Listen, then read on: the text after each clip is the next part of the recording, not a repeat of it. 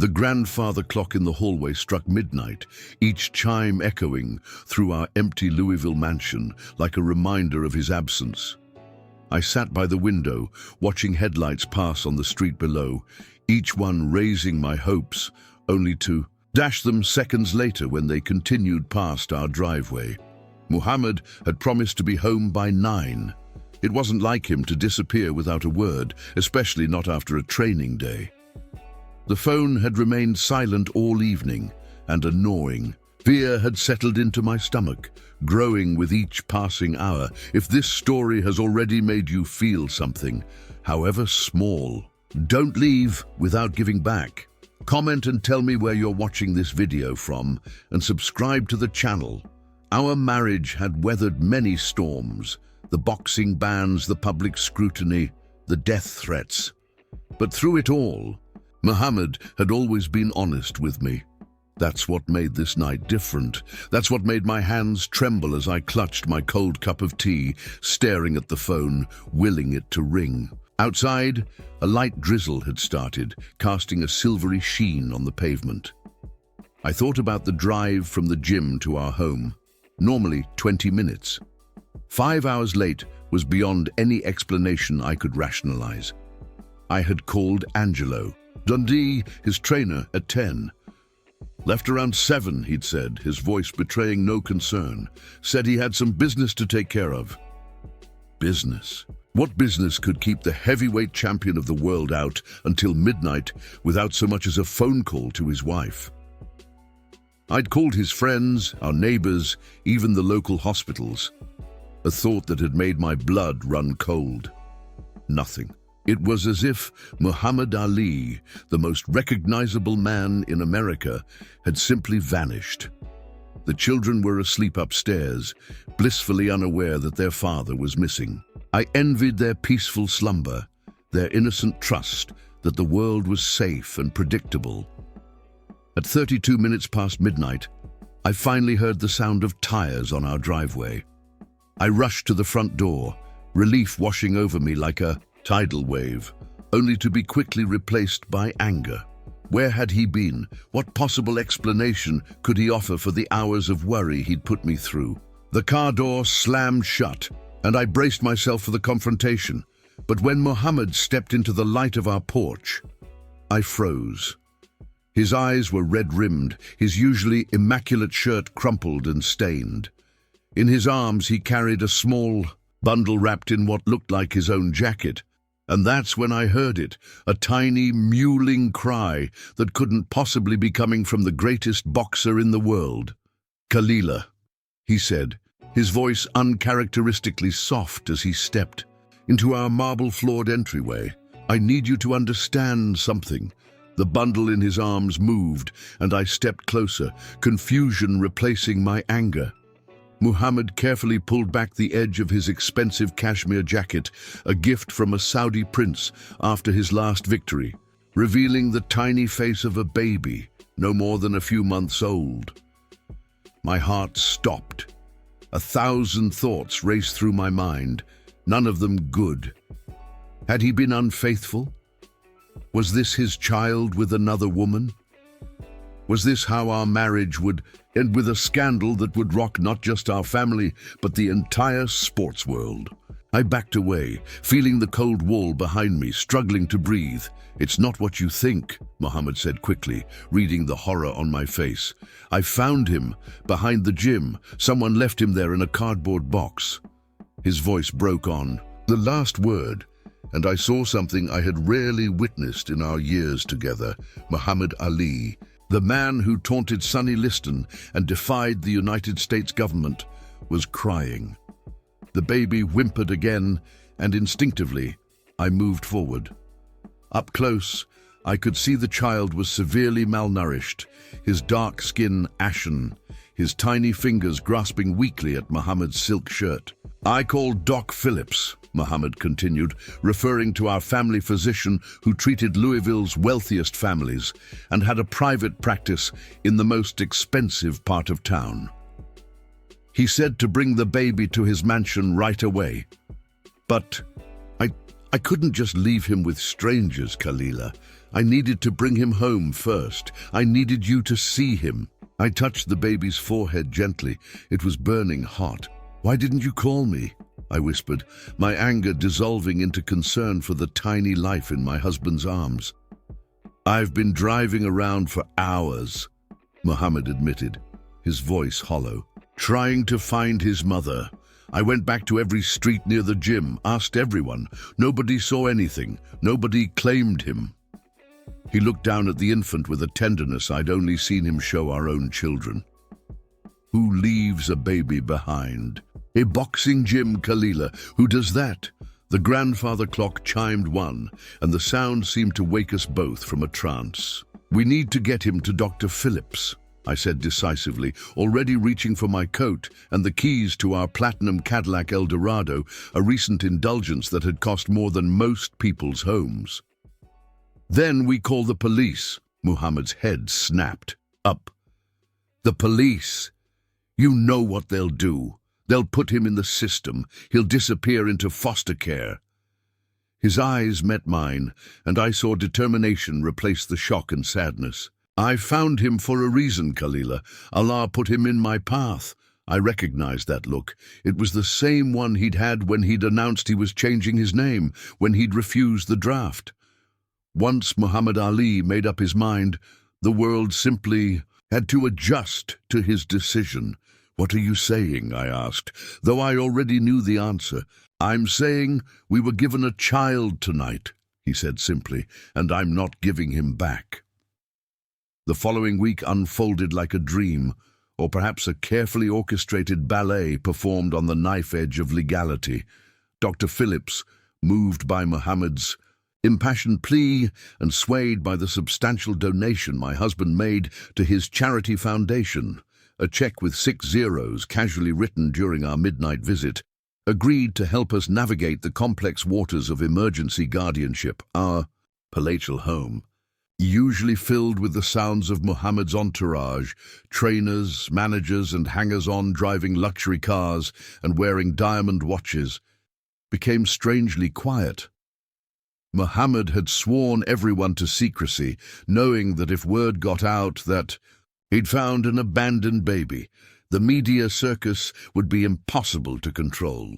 He even postponed meetings with potential sponsors offering million-dollar deals, focusing instead on the tiny life that had so unexpectedly become part of ours. We named him Malik, King in Arabic, a powerful name for a child who had begun life with nothing.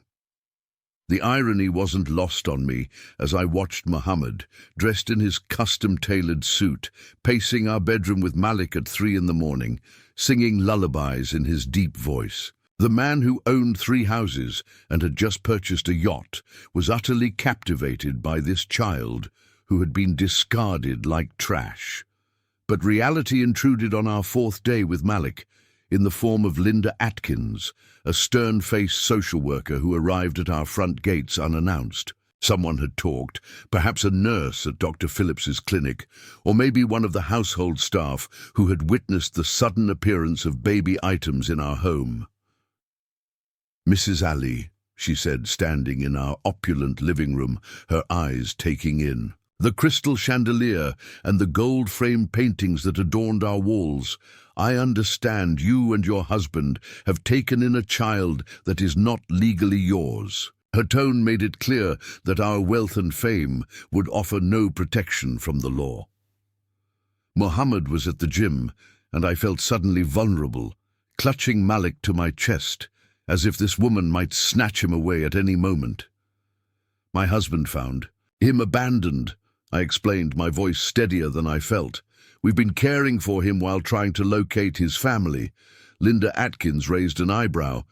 "And have you reported this to the proper authorities? Filed the necessary paperwork? Initiated a legal foster care arrangement?" Each question felt like an accusation, and I knew we had done none of these things, blinded by Muhammad's certainty that we were meant to keep this child. "We've been working with Dr. Phillips," I offered weakly, knowing even as I said it that A private physician, however wealthy and well-connected, was not a substitute for legal procedure. "Mrs. Ali," she said, her voice softening slightly as she looked at Malik sleeping peacefully in my arms. "I understand you've grown attached, but there are protocols in place for abandoned children designed to protect them and to give their biological parents a chance to reclaim them if there were extenuating circumstances." I thought about the cardboard box behind the gym, about the fever that had nearly claimed Malik's life that first night, about the bruises Dr. Phillips had documented on his tiny body.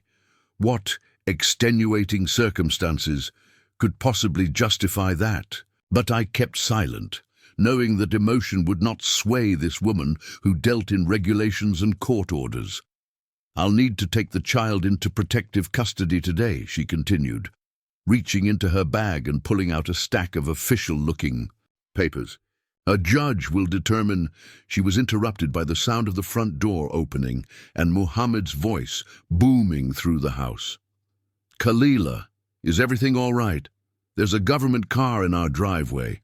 Muhammad filled the doorway, still in his training clothes, his presence immediately dominating the room, despite the understated luxury of our surroundings.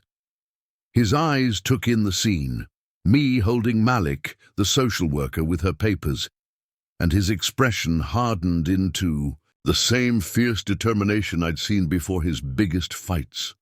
"Mr. Ali," Linda Atkins began, but Muhammad raised a hand, silencing her with the same gesture he used to quiet roaring crowds in arenas around the world. "Before you say another word," he said, his voice calm, but carrying the undeniable authority that had made him not just a champion, but a cultural icon, "I want you to know that I've spent the morning with Judge Wilson." He reached into his gym bag and pulled out a folder embossed with the gold seal of the Kentucky courts. "These are emergency guardianship papers, signed 30 minutes ago," I gasped, looking from the folder to my husband's face.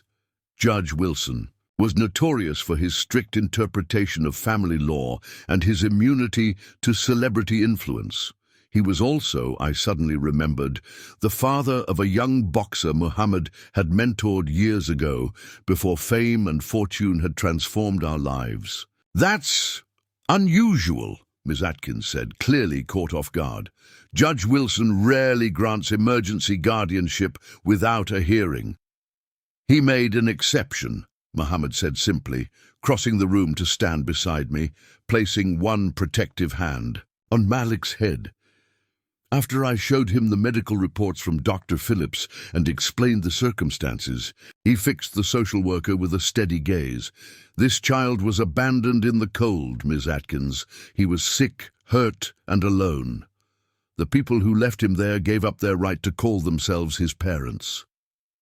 There was a long silence as Linda Atkins studied the papers Muhammad had presented.